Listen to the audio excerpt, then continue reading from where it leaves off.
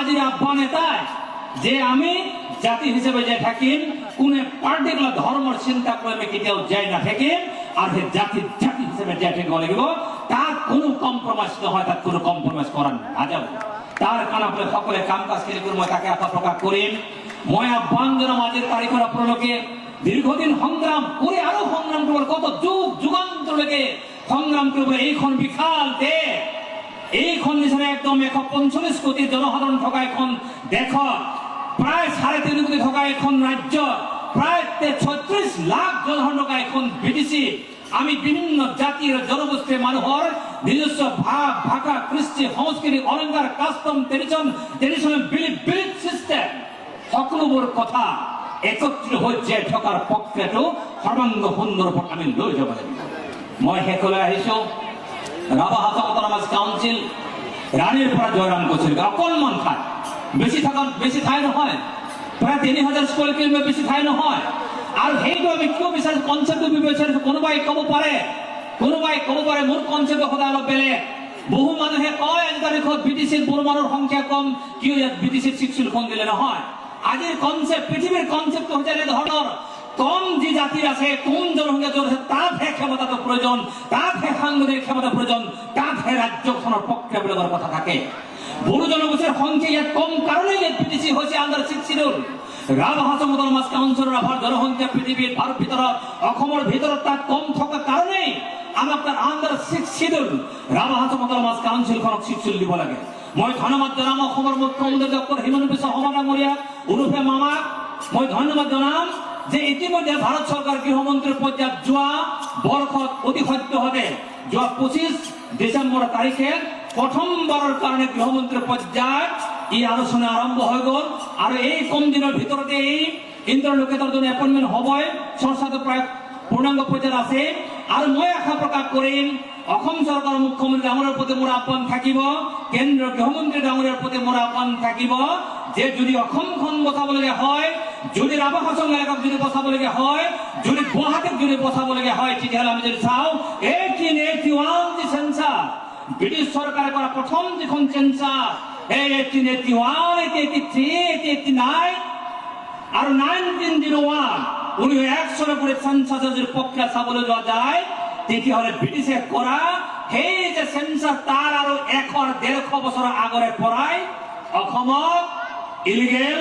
মানুহৰ মাইগ্ৰেশ্যন হৈ আছিল আৰু অসমত ইলিগেল মাইগ্ৰেশ্যন হোৱাৰ ইনফ্লাক্স হোৱাৰ মূল কৰিডৰ আজিৰ গোৱালপাৰা জিলা তেতিয়াৰ গোৱালপাৰা জিলা তাৰমানে আজিৰ কোকৰাঝাৰ আৰু বৰ্তমান তাত অসমলৈকে অবৈধ নাগৰিকৰ অনুপ্ৰৱেশৰ যি দুৱাৰমুখ সেই দুৱাৰমুখখন হৈছে আজিৰ গোৱালপাৰা জিলা বুলি অসমখন যদি বচাবলগীয়া হয়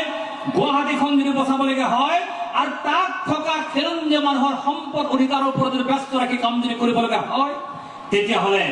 ৰাভা অট'নমাছ কাউন্সিলক আমি আশা প্ৰকাশ কৰিম মেক্সিমাম আৰু 1-1.5 বছৰৰ ভিতৰত ৰাভা অট'নমাছ কাউন্সিলখন শিথিল হৈ যাব লাগে আৰু অসম সুৰক্ষা কৰাৰ নতুন কৌশল তাত আৰম্ভ হ'ব লাগে এই পক্ষে মোৰ আহ্বান থাকিব মোৰ ৰাইজৰ প্ৰতি মঞ্চৰ পৰা আহ্বান থাকিব যে আপুনি কোনেও ভয় খাব কোনো দৰকাৰ নাই বাহিৰৰ মানুহে কবই বিটিচিৰ বাহিৰৰ মানুহে যেনেকে কয় বিটিচিত অনাগৰিকৰ অজনতি মানুহৰ ইয়াত কোনো কাম নাই কোনো সুৰক্ষা নাই কোনো সুৰক্ষিত পজিশ্যন নাই যিসকল মানুহ ইয়াত আছে যিসকল মানুহ ইয়াত থাকে যিসকল মানুহ ইয়াত পৰিৱেশ কৰে তেখেতসকলে গম পায় ইণ্ডিয়ান পলিটিকেল চিষ্টেমটোত কেতিয়াবা এখন উত্থান পতন থাকিবই ডাঙৰ কথা নহয় কিন্তু ভাৰতৰ সংবিধানখনে কোনো জাতি কোনো ধৰ্মৰে মানুহক সুৰক্ষা নকৰাকৈ কেতিয়াও সাংবিধানিকভাৱে স্বীকৃতি কোনো অঞ্চলকে নিদিয়ে গতিকে তাত কেৱল ৰাভাবিলাকৰ কাৰণে শিডিউলটো আমাক নালাগে আমাক লাগে ৰাভা অট'নমাছ কাউন্সিল এলেকাত প্ৰায় 1000খন গাঁৱক লৈ তাত ৰাভা অট'নমাছ কাউন্সিলৰ শিডিউল দিব লাগে আৰু তাত হিন্দু মুছলমান খ্ৰীষ্টিয়ান জৈন শিখ ইছাই যি নাথাকক সকলোবোৰ ভাৰতীয় মানুহৰ মূলৰ মানুহ তাত অধিকাৰ সাব্যস্ত থাকিব কিন্তু ৰাভা জাতি হিচাপে জীয়াই থাকিবৰ কাৰণে আমাৰ সাংবিধানিক অধিকাৰ শিডিউলৰ বাহিৰে কোনো ঠাণ্ডা বিকল্প হোৱাৰ কোনো ৰাস্তাই থাকিব নোৱাৰে এইটো বাস্তৱ কথা আৰু এই বাস্তৱটোকে আমি সকলোবোৰ ৰাভা জাতীয় সংগঠন আমি লৈ যাব লাগিব আহিথকা দিনত এক নিৰবিচ্ছিন্ন নীৰৱ আৰু সৰব কালি অসমৰ শিক্ষামন্ত্ৰী ডাঙৰীয়াই কৈ থৈ গ'ল যে দুটা আন্দোলন মানুহক লাগে এটা নীৰৱ আন্দোলন এটা সৰব আন্দোলন জাতীয় সংগঠনে সৰব আন্দোলন কৰি থাকিব জাতিৰ মানুহসকলে কেনেকৈ আমাৰ কষ্টিংটো লৈ যাম কেনেকৈ আমি সাহিত্য চৰ্চা আমি কৰিম কেনেকৈ আমি ভাষাত কিতাপ আমি লিখিম কেনেকৈ আমি ধৰ্মীয় চৰ্চা আমি কৰিম আমাৰ কাষ্টৰ লগত আমি কেনেকৈ ইমপ্লিমেণ্ট কৰিম সকলো ঠাইত এখন কাষ্টৰ লগত আমি কেনেকৈ এপ্লাই আমি কৰিম আমাৰ মাজৰ ইকনমিটো কেনেকৈ আগবঢ়াই লৈ যাম আমাৰ খাদ্যটো বিশ্বজনীন আমি কেনেকৈ কৰি লৈ যাম তাৰ কাৰণে নীৰৱ যুঁজ কৰিবৰ কাৰণে আমাৰ উঠি অহা যুৱক যুৱতীসকলে কাম কৰিব লাগিব সেকেন্ড কথা ৰাভা হাছঙৰ বাহিৰৰ উন্নয়ন পৰিষদৰ কথাখিনি আছিল ইতিমধ্যে অসম চৰকাৰে গোটেই কাৰোবাৰখিনি কৰিছে প্ৰক্ৰিয়াৰ ক্ষেত্ৰত কালি শিক্ষামন্ত্ৰী জনজাতীয় পৰিক্ৰমা উন্নয়ন মন্ত্ৰী কৈ থৈ গৈছে গোটেইবিলাকৰ ক্ষেত্ৰত মই আপোনালোকক খবৰটো দি থৈ যাওঁ যিহেতু মুখ্যমন্ত্ৰী ডাঙৰীয়া বিদেশত আছে আৰু ইতিমধ্যে উন্নয়ন পৰিষদৰ সংক্ৰান্ত মুখ্যমন্ত্ৰী ডাঙৰীয়া ইতিমধ্যে অনুমোদন অলৰেডি ইতিমধ্যে জনাইছে কেৱল নোটিফিকেশ্যনটো বাকী আছে ইতিমধ্যে মুখ্যমন্ত্ৰী ডাঙৰীয়াই অনুমোদনটো যিহেতু জনাইছে গতিকে অকণমান টেকনিকেল কাৰণ তাৰ কাৰণে নোটিফিকেশ্যনটো ওলোৱা নাই কিন্তু আপোনালোকে ভাবক যে আপোনালোকে এই যে 16 তাৰিখৰ বিধানসভা হ'বলৈ গৈ আছে তাৰ আগতে ৰাভা উন্নয়ন পৰিষদৰ নোটিফিকেশ্যনটো ওলাই যাব সেই কথাখিনি মই আপোনালোকক কৈছোঁ সেই কথাখিনি মই আপোনালোকক ক'লো তাৰ কাৰণে অসমৰ মুখ্যমন্ত্ৰী ডাঙৰীয়া তাৰ কাৰণে জনজাতীয় উন্নয়ন পৰিক্ৰমা মন্ত্ৰী ডাঙৰীয়া মই ধন্যবাদ আৰু কৃতজ্ঞতা জ্ঞাপন কৰিছোঁ যে ৰাভা হাছঙৰ বাহিৰতো এটা পলিটিকেল সেটেলমেন্ট কৰিবৰ কাৰণে যি চিন্তা কৰিছে এই চিন্তাটো আগুৱাই নিয়াৰ পক্ষত মই আশা প্ৰকাশ কৰিছোঁ আজি মুখ্যমন্ত্ৰী ডাঙৰীয়া হৈ প্ৰতিনিধি আমাৰ এইখন জিলাৰ সুযোগ্য সন্তান চৰণ বড়ো ডাঙৰীয়া আহিছে আমাৰ মাজত তেখেতৰ প্ৰতি মোৰ আহ্বান নিশ্চয় থাকিব যিহেতু 16 তাৰিখৰ আগতে যিহেতু এই নোটিফিকেশ্যনটো ওলাবই গতিকে তেখেতৰ প্ৰতি মোৰ আহ্বান থাকিব যে মুখ্যমন্ত্ৰী অহাৰ লগে লগে তেখেতে যাতে কয় আজি যিহেতু প্ৰতিনিধি হৈ গৈছে যে এই যি 16 তাৰিখে যে 4 দিনীয়া যি পৰিপূৰক বাজেট এখন হ'ব সেই পৰিপূৰক বাজেটে যাতে উন্নয়ন পৰিষদৰ কাৰণে এটা বাজেট ধৰি দিয়ে সেইটো মই তেখেতক আজি মই আহ্বান জনাইছোঁ মুখ্যমন্ত্ৰীৰ প্ৰতিনিধি হৈ অহাৰ বাবে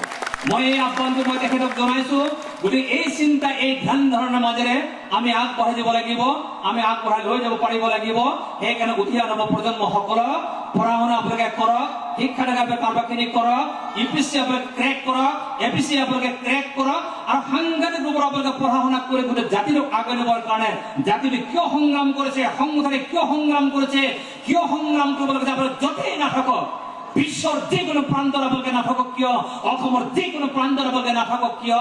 আপোনালোকে তাৰ সংক্ৰান্তত অকণমান গৱেষণা অকণমান চিন্তা চৰ্চা অকণমান ধ্যান ধাৰণা আপোনালোকে কাৰোবাৰখিনি কৰিব মই তাকে আশা প্ৰকাশ কৰিছোঁ আৰু ডেফিনেটলি আমি আশা প্ৰকাশ কৰিম যে আহি থকা 2026 যি বিধানসভাৰ যি নিৰ্বাচন থাকিব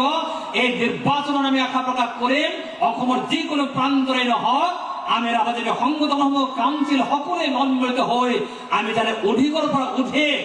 ৰাভা প্ৰতিনিধি যাতে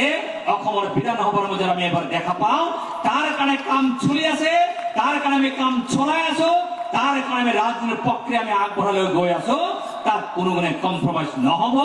যাতে বিধানসভাৰ সন্তোষজনক প্ৰতিনিধি জনগোষ্ঠীৰ থাকে তাকে মই আশা প্ৰকাশ কৰি সকলো মানুহক সহায় সহযোগিতা আগবঢ়াই অসমখন অসম হৈ থাকিব দিব লাগে বিটিচিখন বিটিচি হৈ থাকিব দিব লাগে ৰাভা হাছংখন ৰাভা হাছং হৈ থাকিব দিব লাগে আৰু অসমত থকা প্ৰত্যেক জাতি আৰু জনগোষ্ঠীৰ যি ৰাজনৈতিক অধিকাৰ আছে সেই ৰাজনৈতিক অধিকাৰসমূহ সুনিশ্চিত হোৱাকে অসম চৰকাৰে এক নতুন পৰিকল্পনা পৰিস্থিতিৰ মাজেৰে কৰিবলৈ যিহেতু গৈ আছে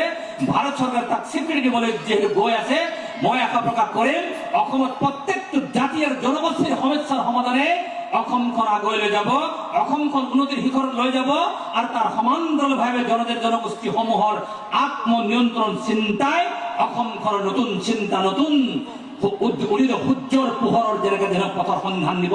তাক মই আশা প্ৰকাশ কৰিছোঁ পুনৰবাৰ মই ৰামচন্দ্ৰ ৰাভাৰ এই সমন্বয় ক্ষেত্ৰৰ পৰা অসমবাসীলৈকে দেৰিকে হ'লেও ইংৰাজী 2026 মই শুভেচ্ছা মই জ্ঞাপন কৰিছোঁ।